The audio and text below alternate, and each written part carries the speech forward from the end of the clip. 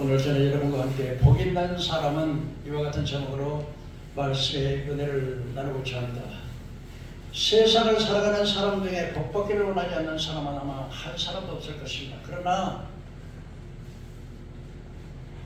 복이라는 것이 복의 개념에 대해서 아는 사람은 별로 많지 않은 것 같습니다. 그렇기 때문에 팔자에 없는 아들딸 낳아달라고 우상함에 꿇어서 복을 비는 사람들이 많이 있습니다. 그러나 우리가 분명히 알아야 될 것은 복의 근원이신 분은 오직 하나님 한 분이십니다.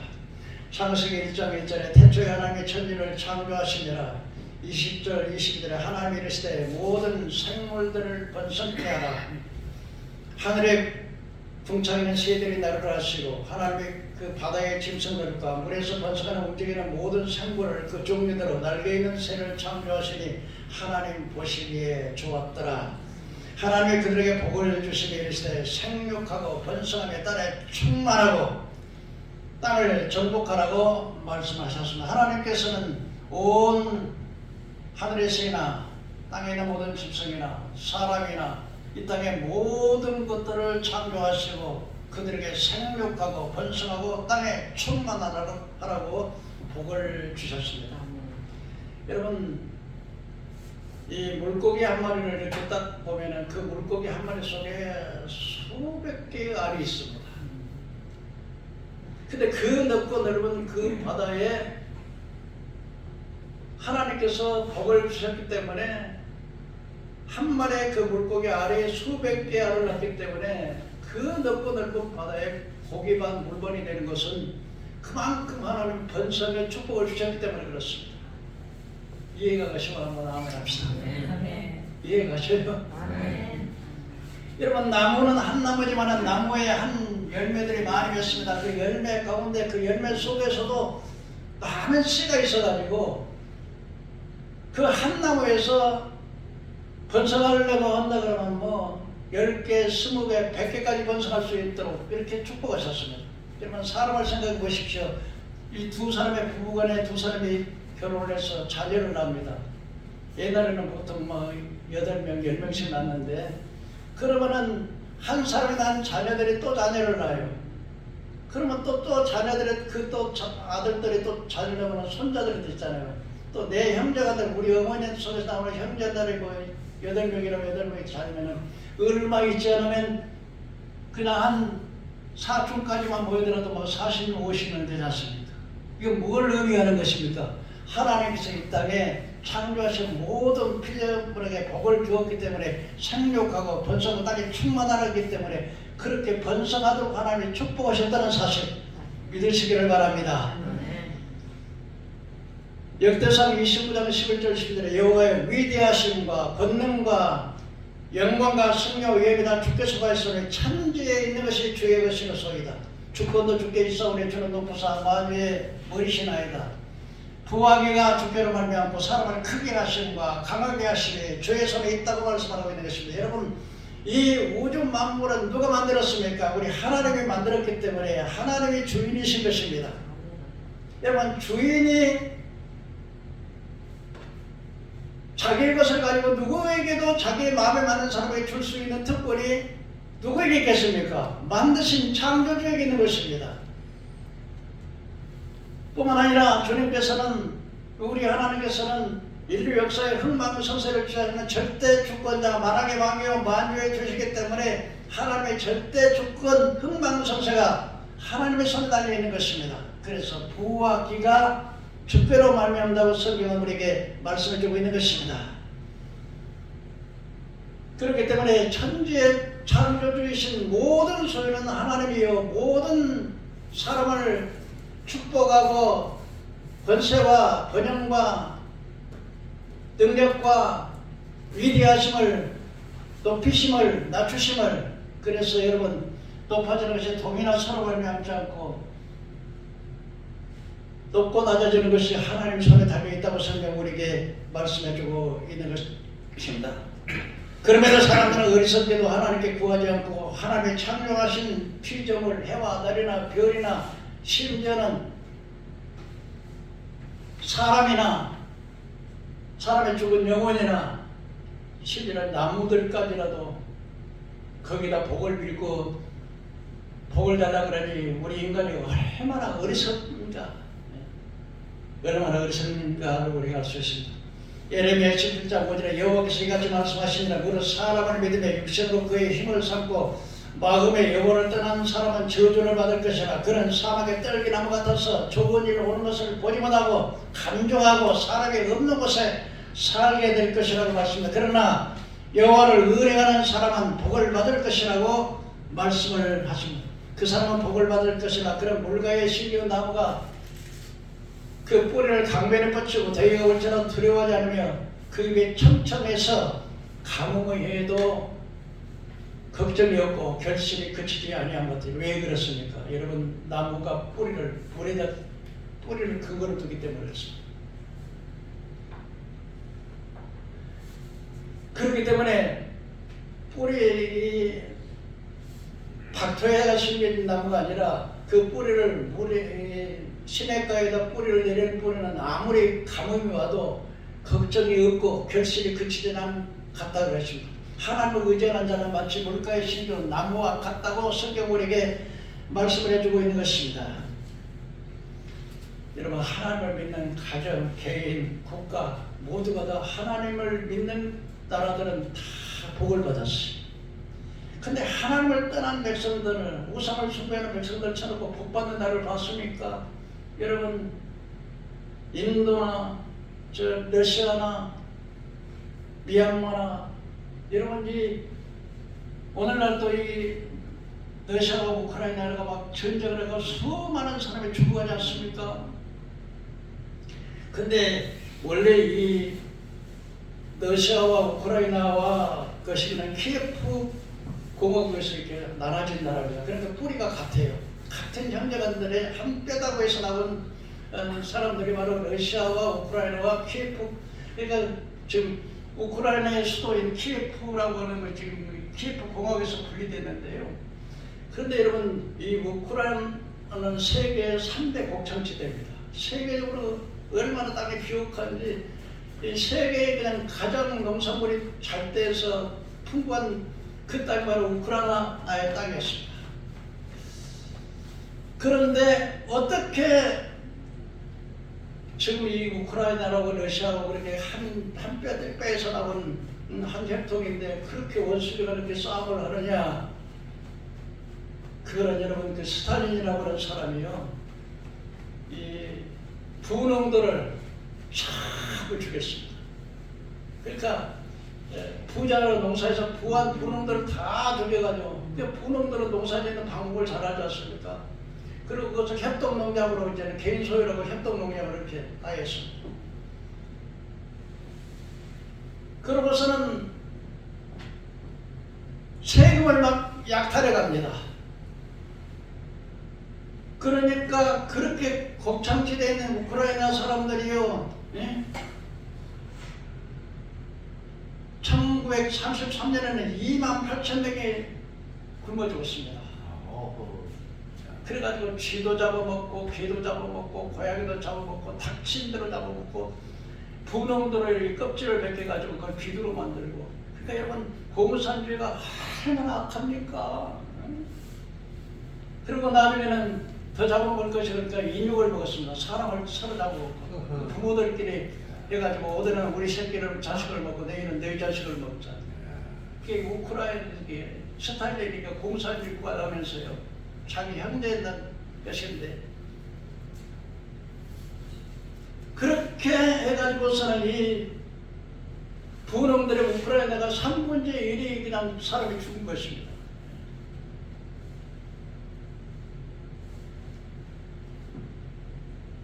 그런데 문제는 러시아에는 곡식이 없는 게 아니라 러시아에는 그 같은 동족인데도 이 우크라이나나 키예프 나라는 그렇게 굶어 죽고 하는데도 러시아는 1,000만 명이 먹을 수 있는 인간 양식이 있었다는 것입니다.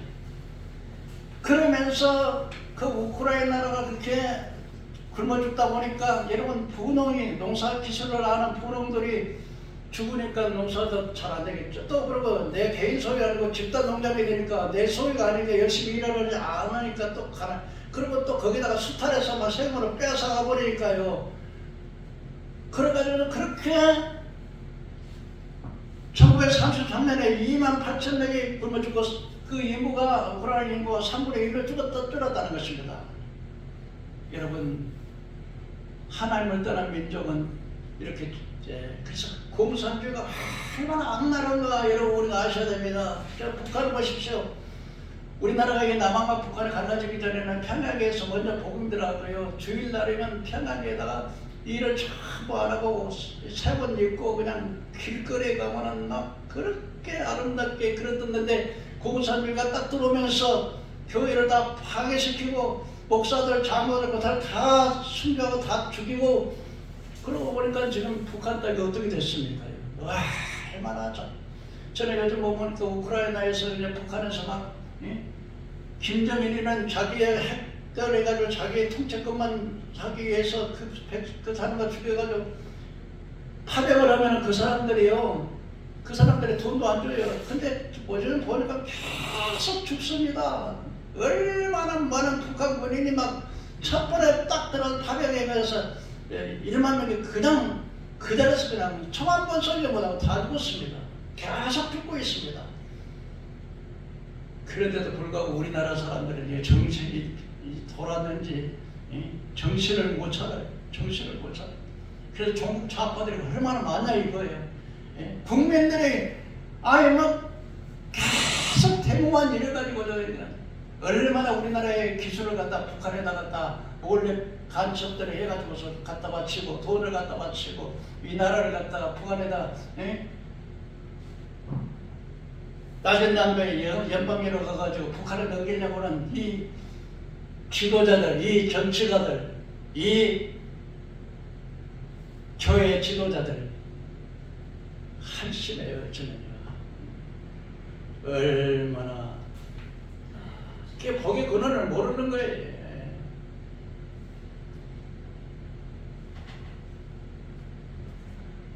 그 러시아 땅이 얼마나 넓습니까? 그 지하 자원이 얼마나 많습니까? 그럼에도 불구하고요 공산주의 돼가지고 여러분 소련이 이제 연방이 다 무너졌지 않습니까?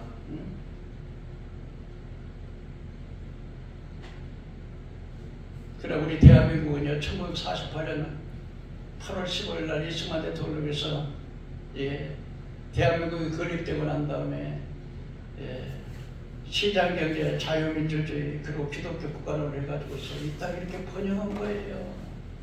얼마나 이 땅에 지금 잘 살고 있는지요.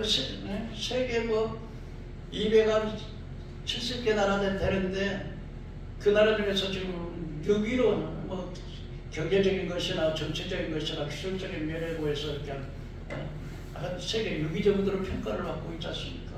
그런데 이 나라를 보면은요 지금 아주 망하기 일보 직전에 있습니다.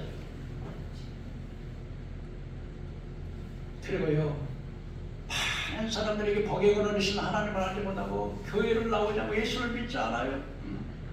복을 주시는 근본이 하나님이신 하나님께 돌아오지 않아요. 그리고 예수 믿다가도 교회에 나왔다가도 또 안 나오고 예수를 안 믿어 하나님을 버려버려.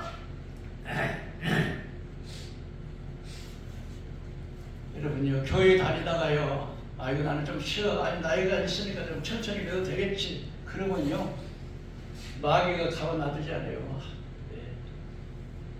마태복음에 보면은요 마태복음 12장 43절 45절에 보면은요 한 사람의 앞에 이렇게 귀신이 있다가 물 없는 곳으로 나갔다가 다시 돌아와 보니까 자기 집이 소재되었으니까 나가가지고 자기보다 악한 귀신 7귀신을 데리고 들어오니까 나중 형편이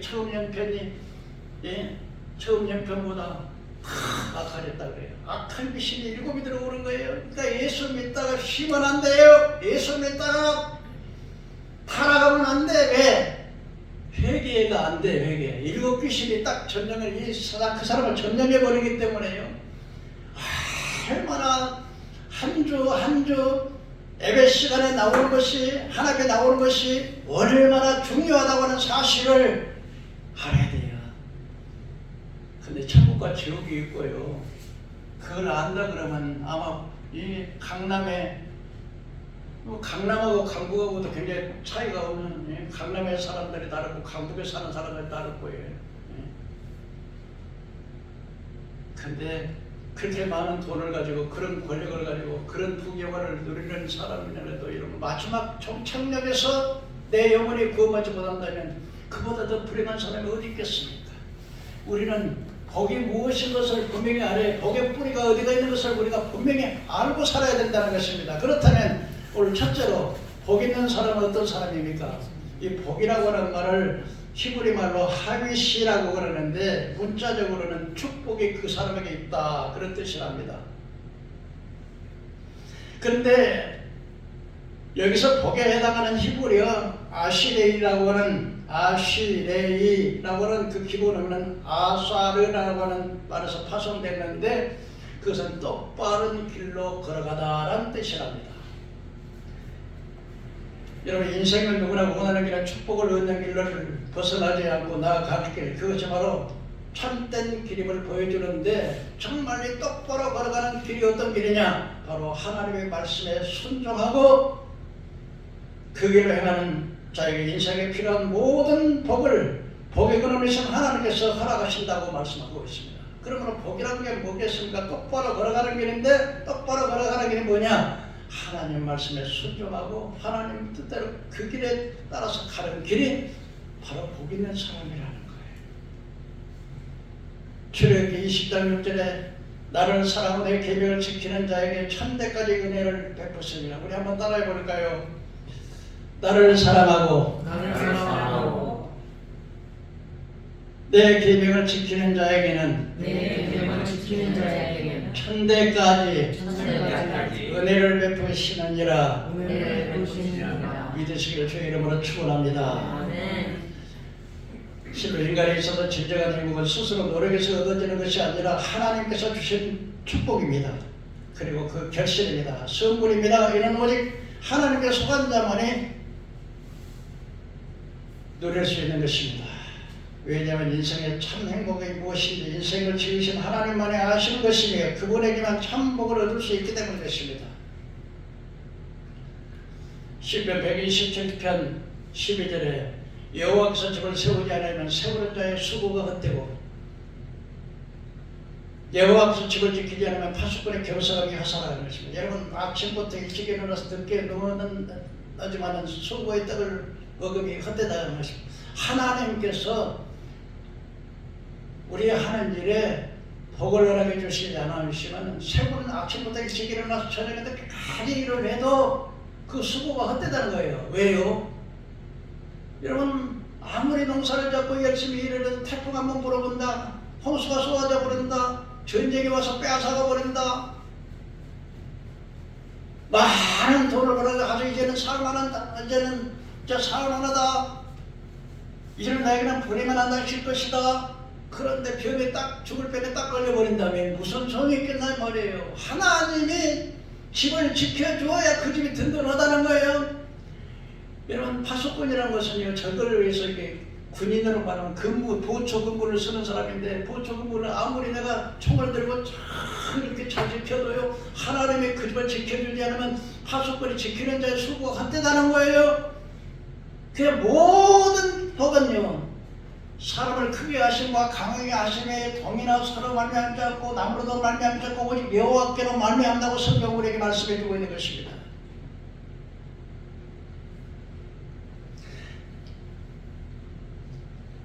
오늘 시편 1편에는 복 있는 사람은 기본적인 삶의 모습이 어떤지를 악인들의 삶의 모습에 비교해서 아래와 같이 지적을 하고 있습니다. 복 있는 사람은 악인의 꾀를 쫓지 않고 죄인의 길에 서지 않고 오만한 자의 자리에 앉지 아니하는데, 여기서 악인이라고 하는 헬라어는 내시임이라고 하는 말인데, 규정된 법에 절충되는 범법의 길을 악인이라 그렇게 말합니다.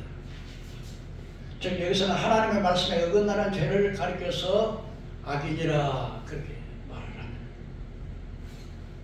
이들은 하나님의 말씀에 따라 살지 않고 자신의 생각이나 의지 그리고 욕심대로 오히려 행복을 얻을 수 있다고 착각하는 자들입니다. 이렇게 인본주의적인 방법으로 복을 구하는 사람들의 삶의 태도를 시인을 가리켜서 악인이 꾀라 그렇게 말합니다. 여러분, 사람의 생각, 자기의 의지, 자기의 욕심대로 살아가서 이렇게 살아야 내가 행복하겠다고 그렇게 살아가는 그런 방법을 가리켜서 성경은 악인의 꾀라 그렇게 말한다. 여러분, 사람의 생각은요, 사람의 생각이 에레미야는 만물보다 거짓되고 부패한 것이 인생의 마음이라 그랬어요. 이 마음에서 다른 생각이.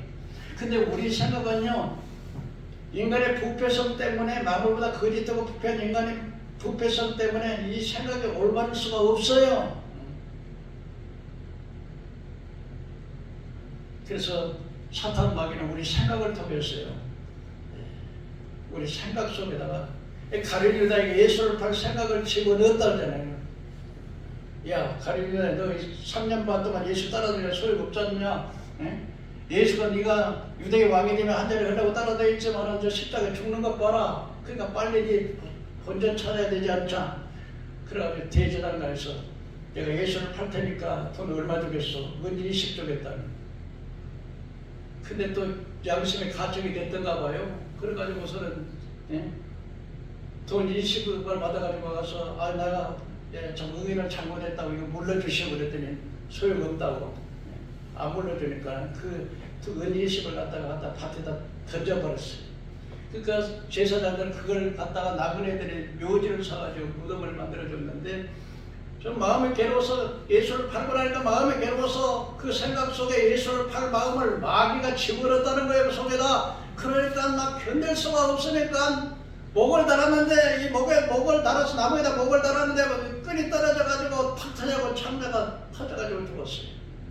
그래서 예수님께서는 그를 가르쳐 차라리 네가 나지 않았다면 좋을 뻔했다. 여러분, 우리가 예수 믿지 않고 하나의 영광을 돌리지 않은 그렇게 태어날 바에는 짐승은 그냥 서로 막 약한 짐승은 쫓기고 잡아먹히고 그러면 죽어버리고 끝나는데, 인생은 그렇지 않아요. 계속 풀이 세속하는 그것을 죽지도 않아요. 막 고통이 막 계속되고 막. 그것이 영원하다고 생각해 보세요. 그러니 여러분요, 진짜 참 이 자식들을 막 무조건 많이 낳을 것 아니에요. 이렇게 진짜 아주 자식들을 많이 낳고 그 자식들을 내가 구원시키지 못한다면 이 죄가, 내 죄가 얼마나 크겠어 여러분요. 그 나는 우리 자녀들이 그걸 마음에 알았을지 모르겠지만, 나를 통해서 태어난 아들들, 자녀들, 후손들은 절대로 지옥 가지 않도록 눈물을 흘리며 기도합니다. 하나님, 우리의 후손들만큼은 절대로. 그리고 두 번째로 우리 교인들, 우리 교회 서울선민교회 나온 성도는 한 사람도 지옥 가는 사람 없게 해달라고 기도해요. 저는 잠이 밤중에도 2번, 3번 잠을 깨니까 밤새껏 기도합니다. 뭐 하겠어요? 제가 하는 것은 어떻게 하면 하나님 말씀을 잘하고 우리 성도들에게 이 말씀을 깨우치게 할까? 그러고서 이 노트에다가 이 손이 막 아플 정도로 글씨를 써가지고 다 쓰고, 그러고 밤낮 기도하는 거예요. 우리 서울선명교회 나온 사람 복 받았다고 생각해야 돼. 여러분, 깨달아야 돼. 오늘은 너무나 감사한 것은 제 유튜브를 통해, 페이스북을 통해서, 카카오 통해서 너무나 많은 사람들이 격려를 보내고요. 팔로우가 아주 그냥 친구로 하겠다는 사람이 막 한 400명이 넘고, 팔로우가 380 몇 명이 되고 매일 그냥 너무나 목사님 감사합니다고 유튜브를 통해서 막 격려해. 우리 목사님들이요, 제 설교를 많이 청취하나 봐요. 저는 그분들의 아마 제가 그 유튜브를 보내는 사람들이 한 400명 되는 것 같아. 내가 보내는데, 근데 내가 거기서 아는 사람들 한 30명밖에 안 돼. 근데 그 참고 모르는 사람들이야. 근데 참고 모르는 사람들이 제 유튜브 설교를 통해서 은혜를 받더라고. 하나님 감사합니다. 이번에도 하나님 또 이렇게 살려주셨지만은, 그래서 내가 이렇게 부족하고 정말 죄밖에는 내놓을 것이 없는 이렇게 참 부족한 사람을 이렇게 또 필요해서 하나님께서 또 필요하니까 또 살려주셨나 봐요.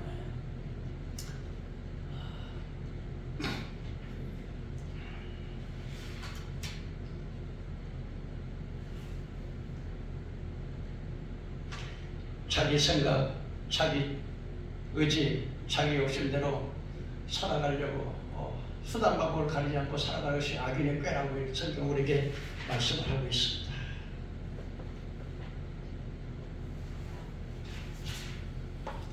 여기 죄인에 해당하는 말은 하타임이라는 말인데 화살이 빗나갔다. 헬라어는 하말티아라고 합니다. 하말티아는 뭐냐면 화살이 겨냥이 빗나갔다. 뭐냐면 우리가 하나님을 섬기고 하나님께 영광을 돌리는 삶이 빗나가서 사탄과 우상을 숭배한다는 거니까. 근데 회개라고 하는 것이 무엇이냐? 메타노이아 회개라고 말은 방향을 돌려서 세상으로 가던 방향을 하나님께 돌리는 거예요. 이게 바로 회개라는 거예요. 믿으시길 바랍니다. 여러분의 마음이 지금 어느 쪽으로 가고 있습니까? 진짜 하나님 쪽으로 왔습니까? 그 복된 길인 줄 믿으시고요. 마음 비우지 마시길 바랍니다. 주일날 범하지 않기를 바랍니다. 말씀하지만 기도 하나님 내가 주일을 범하지 않도록 주님께 기도하세요. 주일날 무슨 일 안 생기도록 꼭 주일날은 장사한 사람은 꼭 주일날 꼭 무슨 일이 생기기는 돈 벌 것 같은데 주일날은 안 지키려는 만나가 안 내려오는 날이에요. 사실은 몰라요. 그러니까 하나님 하든지 주님 우리의 의를 가지고서요 어떻게 하나님께 가겠습니까? 인간은 아무리 노력을 하고 선을 하고 착하게 산다고 하다가 그 가지고는 절대 하나님께 설 수가 없어요. 복 있는 사람은 하나님을 사랑하고 이웃을 사랑하는 사람입니다. 1960년에 서울 위남산 자락에 초가집에 다다다닥 붙어있는 가난한 사람들이 모여 사는 그런 동네에 그 빈촌에서 길만 어귀에다가 찜통을 갖다 놓고 만두 가게를 파는 그런 조그만 가게를 하는 그 아줌매가 있었습니다.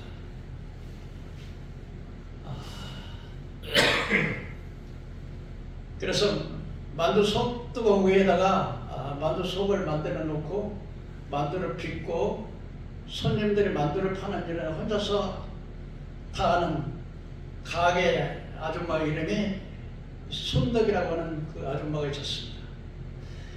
그런데 입동이 지난 날씨가 제법 쌀쌀해졌습니다. 하루도 빠짐없이 매일매일 그 어린 두 남매가 자기 그 만두 가게를 지나가는 두 남매가 있는데 추우니까 손이 고무니까 그 소뚜껑에다 이게 손을 녹이고 이렇게 지나가곤 했습니다. 근데 어느 날 순덕 아줌마가 부엌에다 만두 속 피를 장만으로 나갔더니 이 어린 남매가 이제 소뚜껑에다 추우니까 몸을 벌써 떠났습니다. 딱 봤더니 이 만두 한 개가 없어졌어요. 그래서 아줌마가 이놈들이 이 만두를 훔쳐갔구나 그래서 혼을 내려고 그냥 또 이렇게 따라갔는데 이렇게 마을 모퉁이를 이렇게 돌아가고 있는데 어린이들이 우는 소리가 들렸습니다. 그래서 몸을 숙이고 뭘 하나 했더니 자기 집에 와서 그 가게 들렸던 애들이 그런데 그 누나가 막 울면서 그러니까 자기 동생이 7살밖에 안 되고 누나는 한 9살 정도 됐겠죠. 그 동생이 울면서 흐느끼면서 목맨 소리로 나는 도둑놈의 동생을 둔 적이 없어. 이제부터 나는 누나라고 부르지 마라. 그 7살 먹은 동생이 울면서 말했습니다. 누나 내가 잘못했어. 다시는 안 그럴게. 콜콜 울고 있더라는 거예요. 혼내려고 이렇게 가서 보니까. 그래서 몸을 숨기고 만나면 이렇게 애들이 무안해 하겠구나 하고서 이제 순덕 아줌마가 가게 돌아왔습니다. 이튿날도 이 보따리를 꼭 들고 보따리를 두 남매고 보따리를 들고 저기 종로까지 가가지고 근데 종로를 가가지고 하는데 그 애들이 어떻게 했는가 해서 나중에 그걸 알아보니까는 그 이제 자기 아버지가 이렇게 돌아가시고 엄마도 또 어린 아이를 낳다가 이렇게 돌아가시고 할머니가 이제 눈도 좀 어두우신데 이게 솜씨가 있었나 봐요. 제목들을 해가지고 이렇게 그 물건을 받아다가 이렇게 옷을 수선해가지고 또 보내주면은 그 애들이 보따리를 들고 갔다가 또 물건을 받아오고 또 받아온 것을 또 갖다 주고 이렇게 왔다 갔다 이제 겨울에 추우니까 손을 녹이려고 이렇게 왔는데 그렇게 하더라는 거예요.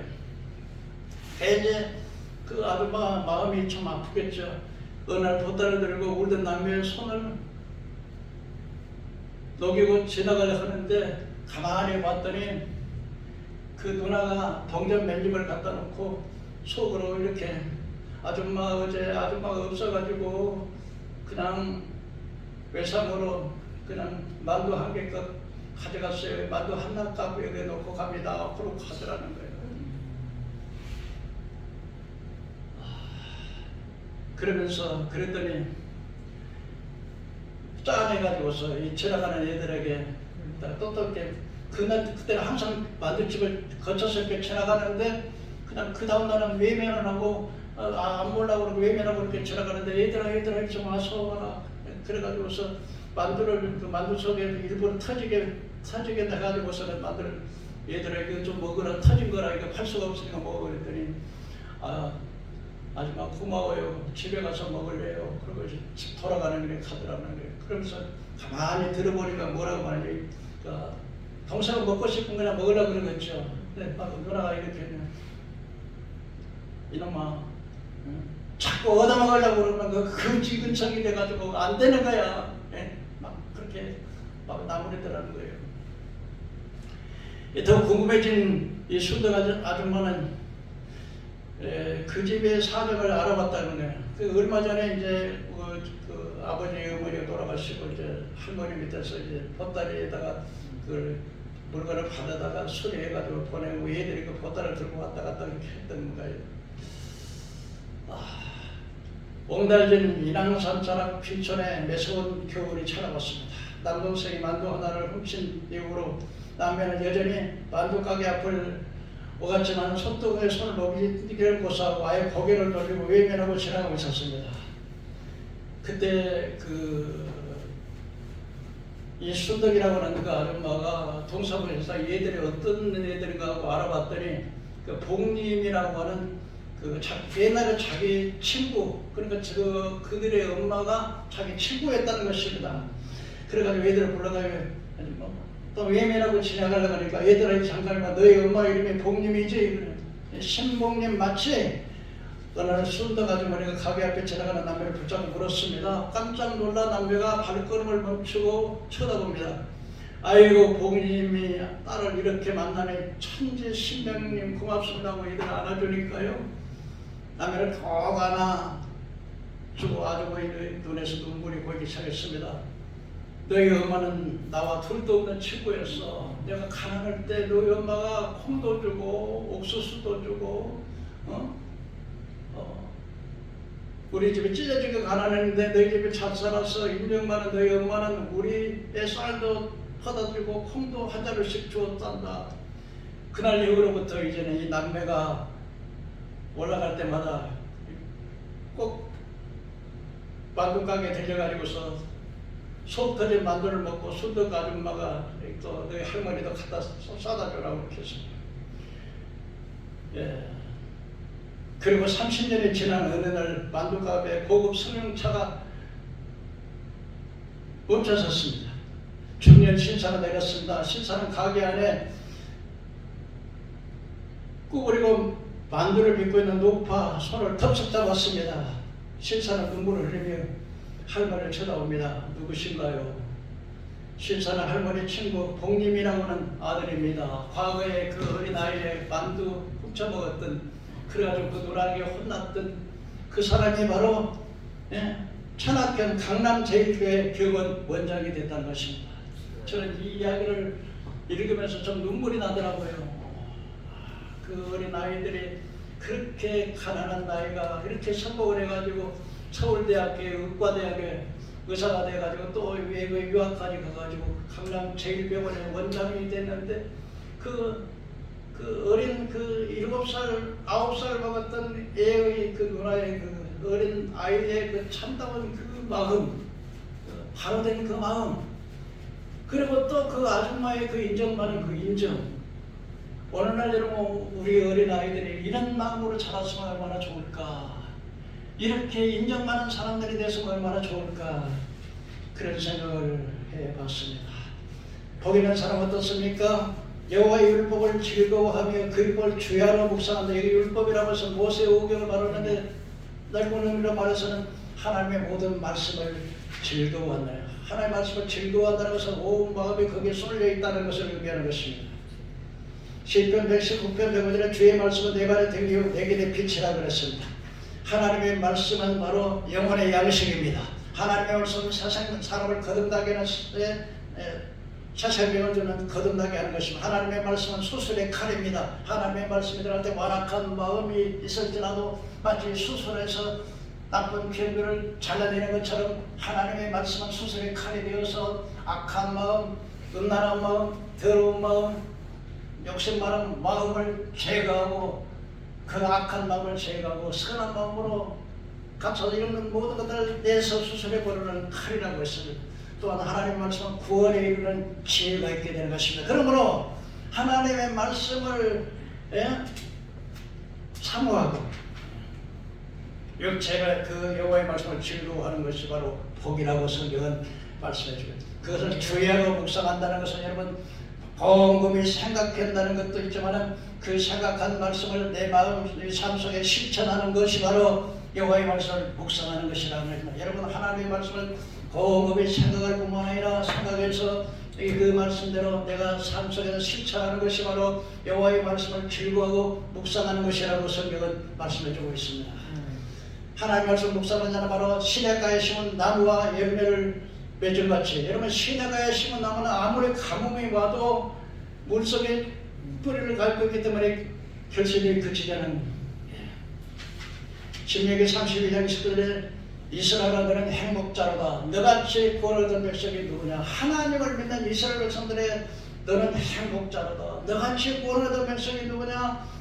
하나님은 너를 돕는 방패시요 내 영광의 칼이시로다. 내 대적이 내게 복종하려니 내가 그를 높은 곳을 밟으리라고 성경을 말씀하고 있습니다. 잠언 8장 34절 36절에 누구든지 내게 들으면 날마다 내 곁에서 기다리며 문설주 앞에서 기다리는 자는 복이 있나니 대저 나를 얻는 자는 생명을 얻고 여호와께 은총을 입을 것이니라. 그러나 나를 잃는 자는 자기의 영혼을 행하는 자요 나를 미워하는 자는 사막을 살아가는 자라고 말하고 있습니다. 시절을 쫓아 과실을 맺으며 여러분 물가에 심기고 나무는 때가 되면 반드시 좋은 열매를 맺는 것처럼 하나님 앞에 순종하고 근거를 가지고 있는 사람은 때가 되면 반드시 하나님께 선한 열매를 맺도록 합니다. 그의 형사가 다 형통하리로다 말씀합니다. 여러분 그 형사가 다 형통 여호와의 말씀을 시냇가에 심은 나무가 그 씨를 쫓아 열매를 맺는 것이 그 형사가 다 형통한다고 하는 말은 꼭 하나님을 믿는다면 전혀 병도 안 걸리고 전혀 사업에 실패도 안 하고 전혀 고난이 안 당한다는 그런 말은 아닌 것입니다.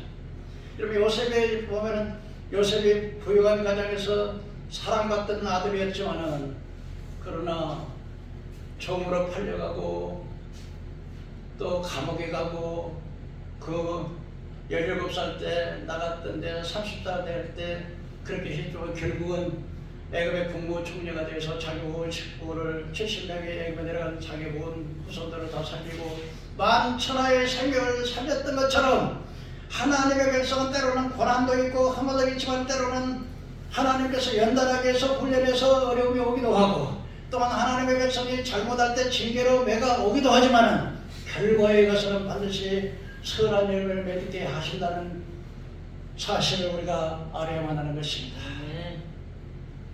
둘째로 악인의 삶은 의인의 삶과 아주 대조적입니다. 악인은 바람에 나는 겨와 같다 그랬습니다. 겨가 뭡니까? 여러분 초소해가지고 옛날에는 치로 이렇게 까문다든지 풍물을 이렇게 돌리면 알구가 떨어지고 껍질은 쭉쭉쭉쭉 나가는 것처럼 쓸모없는 악인의 삶은 쓸모없는 바람에 나는 겨와 같다 그랬습니다. 그럼 악인의 심판을 견디지 못하는 것입니다. 한 번은 천사들이 이 세상에 나와가지고 제일 손이 예쁜 사람에게 보화를 주겠다고 보화를 가지고 왔습니다. 도둑이나 따도 봐도 보화를 줄 만한 사람을 만나지 못했습니다. 그런데 한 가정에 딸이 셋이 있는 가정에 들어왔습니다. 그래가지고 세 딸에게 말했습니다. 내가 이게 보원을, 이 천사가 말하기를 보원을 가지고 왔는데 손이 제일 예쁜 사람에게 이 보원을 주려고 했는데, 그랬더니 큰딸이 말하기를 천사님 내 손을 보세요. 내 손은 너무 아름답잖아요. 그리고 나는 꽃을 날마다 만지기 때문에 내 손에서 꽃향기가 나요. 두 번째 딸이 나와갖고 천사님 제 손은 너무 아름다워요. 날마다 내가 물로 조금만 해도 더러우니까 깨끗하게 씻어요. 셋째 딸은 손 보여주기를 꺼렸어요. 왜냐하면 막 집안일에다가 막 빨래도 하고 막 음식을 만들고 또 일을 하다 보니까 손이 거칠어서 내놓기를 부끄러워해요. 천사님 저는 손이 너무 더럽고 손이 막 겨울에는 막 얼어가지고 터져가지고 볼품이 없어요. 이러고 숨겨왔더니 천사가 하는 말이 네 손이 제일 아름답다. 가정을 위해서 희생하고 헌신하고 봉사하는 네 손이 제일 아름답다. 그래서 그 셋째 딸에게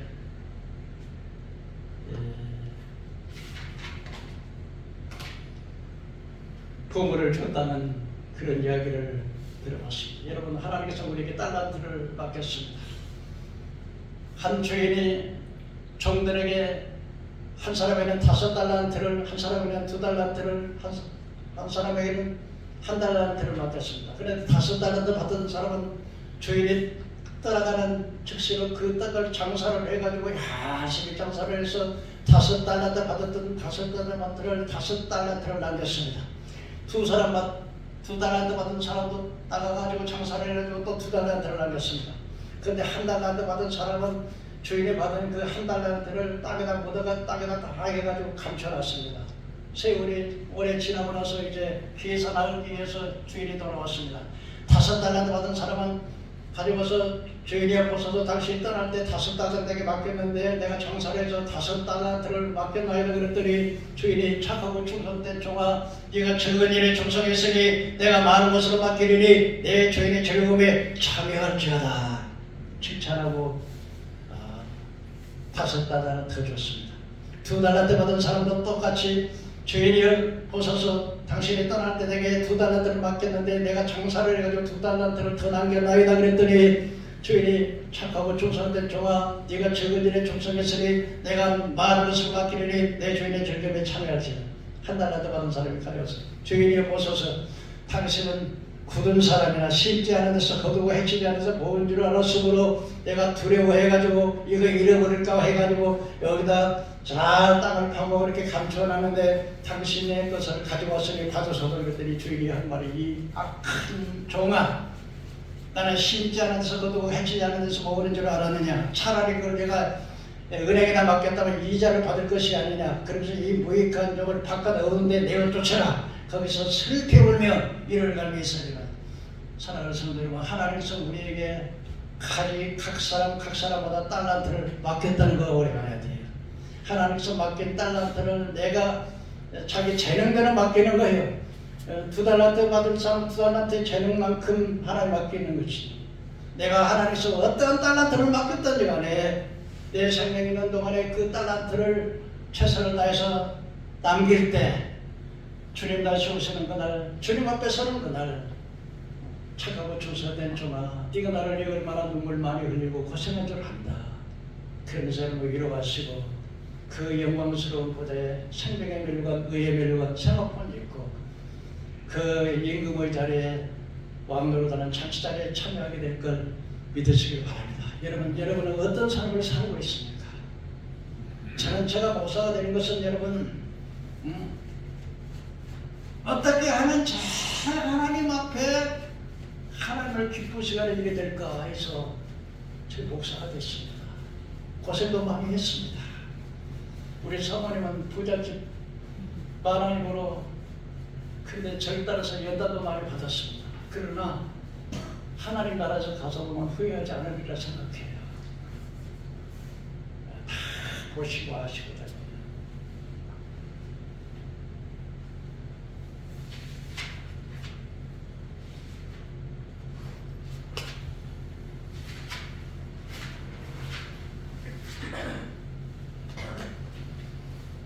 마지막으로 여러분, 우리 의인에게는 여호와께서 인정하신 악인에게는 망하리라 했습니다. 하나님께서는 의인과 악인을 비유해서 복 있는 사람이 무엇이냐, 악인의 꾀가 무엇이냐, 의인에게는 형통하지만 악인에게는 결국 망하고 어떻게 된다. 여러분, 결국 악인에게는 망하리라는 게 뭐냐, 인생의 추수때가 될 것이 아니습니다. 나무도 추수때가 되면 열매를 맺는 것처럼 사람의 인생의 추수때가 어느 때겠습니까? 인생의 종착역이 왔을 때가 추수때가 아니겠습니까?